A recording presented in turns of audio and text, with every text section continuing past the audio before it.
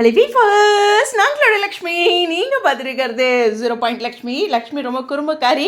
ஏன் இந்த இடத்துல நம்மளுடைய சுவாமியோட ஒரு பியூட்டிஃபுல்லான அப்டேட், கானா ஃப்ளை நவ் அப்படின்ட்டு ஒரு அப்டேட் கொடுத்துருக்காரு. எஸ், அவருடைய 15 நாள் ஷூட் முடிஞ்சதுக்கப்புறம் அவருடைய அடுத்த நகர்வுகள் அப்படிங்கிறது இந்த அப்டேட்டில் பார்க்கும்போது தெரியுது. பட் ரொம்ப லுக்கிங் ஸோ ஹேண்ட்ஸம். ஸோ இந்த இடத்துல பார்த்தீங்கன்னா அவர் செல்ஃபி பிக் கொடுத்த மாதிரியே இங்கே நம்மளுடைய வெண்ணிலாவும் கொடுத்துருக்காங்க. சரி, இதுக்கு நீங்கள் டென்ஷன் ஆவீங்களா?